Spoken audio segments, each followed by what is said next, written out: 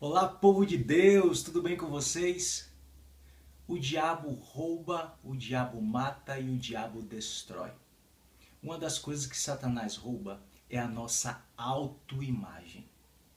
O que você tem pensado sobre você? O que Deus pensa sobre você?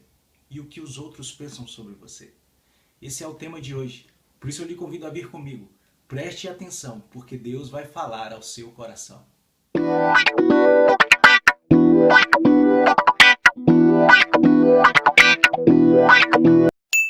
Diz assim a palavra de Deus em Gênesis 32. Naquela noite Jacó levantou-se e tomou suas duas mulheres, suas duas servas e seus 11 filhos para atravessar o lugar de passagem do Jaboque. Depois de havê-los feito atravessar o ribeiro, fez passar também tudo o que possuía. Jacó ficou sozinho. Então veio um homem que se pôs a lutar com ele até o amanhecer. Quando o homem viu que não poderia dominá-lo, tocou na articulação da coxa de Jacó, de forma que ele deslocou a coxa enquanto lutavam. Então o homem disse: Deixe-me ir, pois o dia já desponta. Mas Jacó lhe respondeu: Não te deixarei ir, a não ser que me abençoes. O homem lhe perguntou: Qual é o seu nome? Ele disse: Jacó. Então disse o homem: Seu nome não será mais Jacó, mas sim Israel. Conhecemos a história de Jacó. Jacó era filho de Isaac e Rebeca. Ele nasceu agarrado aos pés de Esaú. Ele cresceu desejando a bênção da primogenitura. Era uma bênção especial dada ao primeiro filho. Seu pai ficou velho e cego. Então ele decidiu roubar a bênção, enganando o pai. Quando ele recebe essa bênção, seu irmão descobre e fica com tanta raiva que quer matá-lo. Ele foge para o deserto e no meio da caminhada ele se encontra com Deus. E lá ele faz uma aliança com Deus. Ele disse que se Deus guardasse ele, ele o serviria. E lá na casa de Labão, depois que ele passa pelo deserto, ele fica 21 anos. Ele é abençoado pela casa, ele é abençoado pela família e ele é abençoado se tornando mais rico do que o próprio tio. Depois ele recebe uma palavra de Deus. Está na hora de voltar, Jacó. E Jacó então decide voltar, só que ele lembra do que o irmão tinha prometido. Tinha prometido matá-lo há 21 anos atrás. O medo agora acompanha Jacó. E Jacó, no caminho de volta, na jornada de volta, ele tem que passar por um vale, o Vale de Jaboque. E lá Deus confronta com Jacó. O Vale de Jaboque é o local onde Deus confrontou Jacó diretamente. O medo de Jacó foi confrontado ali. Porque Jacó tinha se esquecido quem ele era diante de Deus.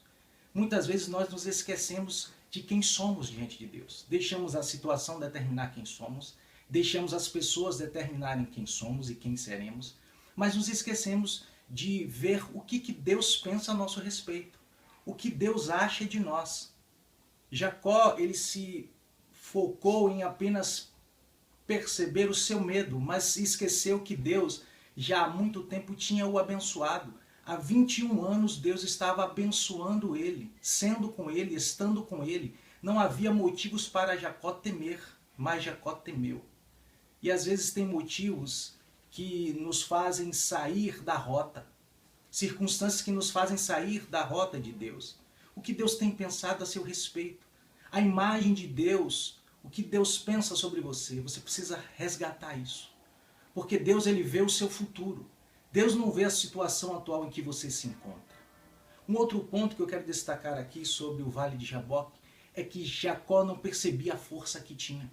Deus precisou lembrá-lo da força que ele tinha. Olhe Juízes capítulo 6. Juízes capítulo 6 ele fala de Gideão. Juízes 6:12. Então o anjo do Senhor apareceu a Gideão e lhe disse: O Senhor está com você, poderoso guerreiro. Ah, Senhor, Gideão respondeu, se o Senhor está conosco, por que aconteceu tudo isso? Onde estão todas as suas maravilhas que os nossos pais nos contam quando dizem, não foi o Senhor que nos tirou do Egito, mas agora o Senhor nos abandonou e nos entregou nas mãos de Midian.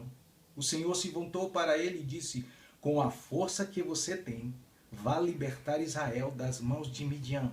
Não sou eu quem o está enviando? Gideão tinha a força de Deus.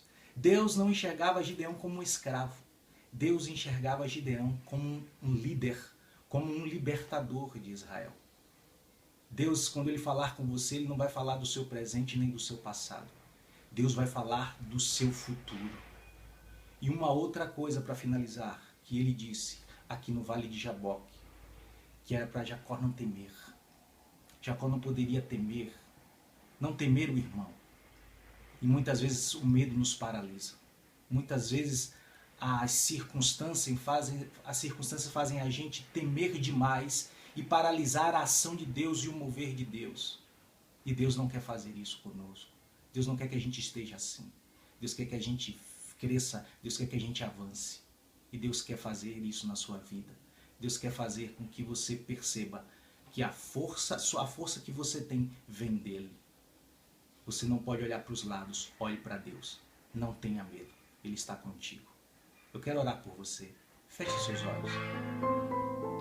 Senhor, meu Deus, em nome de Jesus, eu quero agora declarar sobre a vida do meu irmão a força de Deus, o poder do Senhor sobre ele, que ele descubra que o Senhor é poderoso e que o Senhor pensa sobre ele, é bom, é perfeito e é agradável. Eu lhe peço, Senhor, que todo medo seja disperso agora e que ele, meu Pai, se encontre contigo, que ele perceba que só em Ti existe força. Em nome de Jesus Cristo, amém.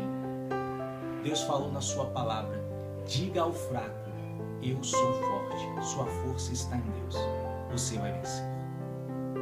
Graça e paz, eu sou o Genildo Xavier. Se você gostou dessa mensagem, se inscreve no canal, curta, compartilhe e lembre-se, tenha sempre seu tempo com Deus.